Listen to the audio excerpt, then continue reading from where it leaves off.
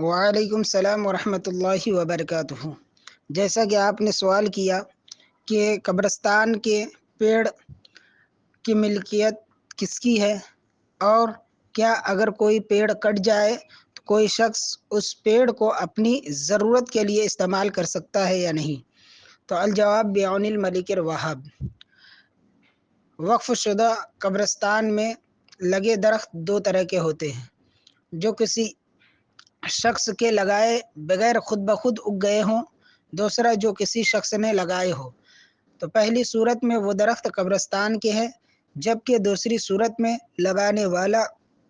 معلوم نہ ہو تو بھی وہ درخت قبرستان کے ہیں، اور اگر معلوم ہو اور اس نے اپنے مال سے اپنے لیے لگائے تو اس کی ملکیت پر باقی رہیں گے۔ ہاں، اگر ان درختوں کی وجہ سے قبرستان کی زمین تنگ ہو رہی ہو تو انہیں کاٹ کر زمین خالی کرنے پر مجبور کیا جائے گا، اور اگر لگانے والے نے اپنے پیسوں سے لگائے مگر قبرستان کے لیے وقف کر دیے، یا قبرستان کے پیسوں سے لگائے تو وہ قبرستان کے نام وقف ہو جائیں گے، اور قاضی کی اجازت سے فروخت کر کے ان کی قیمت قبرستان پر لگا سکتے ہیں۔ اگر قاضی نہ ہو تو شہر کے سب سے بڑے عالم کی اجازت سے، اگر وہ بھی نہ ہو تو علاقے کے مسلمانوں کا فیصلہ قاضی کے قائم مقام ہوگا کہ وقف شدہ زمین میں درخت خود بخود اگے ہو یا لگانے والا معلوم نہ ہو۔ تو درخت وقف ہونے کے بارے میں فتاوی عالمگیری میں ہے، جس کا ترجمہ یہ ہے کہ اگر زمین کو قبرستان کے لیے وقف کرنے کے بعد اس میں درخت اگے تھے تو اس کی دو صورتیں ہیں۔ اگر درخت لگانے والے کا پتہ ہے تو درخت اس کی ملک میں رہیں گے، اور اگر یہ معلوم نہیں کہ درخت کس نے لگائے تو اس میں حکم یہ ہے کہ قاضی انہیں فروخت کر کے اس کی قیمت قبرستان کے عمارت میں لگائے۔ فتاوی عالمگیری جلد 2 صفحہ 473۔ اور بہار شریعت میں علامہ صدر الشریعہ علیہ الرحمہ فرماتے ہیں، اور درخت خود رو اپنے اگے ہوئے ہیں یا معلوم نہیں کس نے لگائے تو قبرستان کے قرار پائیں گے، یعنی قاضی کے حکم سے بیچ کر اسی قبرستان کی درستی میں صرف کیا جائے۔ بہار شریعت جلد 2 صفحہ 566۔ اور فتاوی خانیہ ما ہندیہ میں ہے کہ اپنے مال یا وقف کی آمدنی سے درخت لگانے کے بارے میں،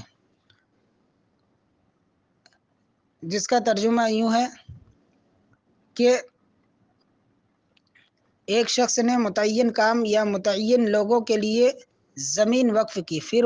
واقف نے اس میں درخت لگائے۔ علماء کرام نے فرمایا اگر وقف کی آمدنی سے لگائے یا اپنے مال سے لگائے مگر یہ ذکر کر دیا کہ یہ وقف کے لیے ہے تو وہ درخت وقف کے لیے ہوں گے، اور اگر اس نے کچھ بھی ذکر نہیں کیا اور اپنے مال سے درخت لگائے تو اس کا مالک یہ خود ہی ہوگا، اور اس کے بعد اس کے وارث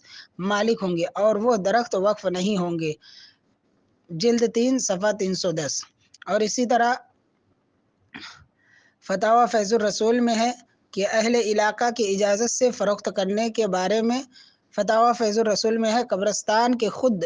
رو درخت کو قاضی کے حکم سے کاٹ کر قبرستان کی مرمت میں لگا سکتے ہیں جہاں قاضی شرع نہ ہو، تو اس ضلع کا سب سے بڑا سنی صحیح العقیدہ عالم جو مرجع فتویٰ ہو اس کے قائم مقام ہے، اور اگر ضلع میں ایسا عالم بھی نہیں ہے تو عام مسلمانوں کا فیصلہ حاکم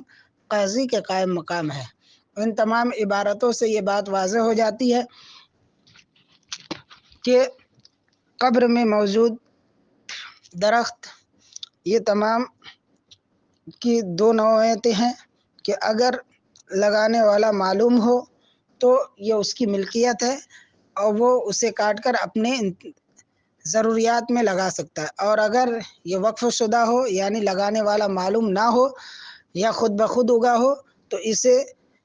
کوئی شخص اپنی ضرورت کے لیے استعمال نہیں کر سکتا، بلکہ قاضی شرع کے حکم سے، یا اگر قاضی شرع نہ ہو تو عالم کسی بہتر عالم کے حکم سے، اگر وہ بھی نہ ہو تو علاقے والے خود بخود فیصلہ کر سکتے ہیں، اور اس درخت کو بیچ کر اس درخت کی قیمت جو ہے قبرستان کی مرمت اور اس کی صاف صفائی میں خرچ کیا جا سکتا ہے۔ واللہ اعلم بالصواب۔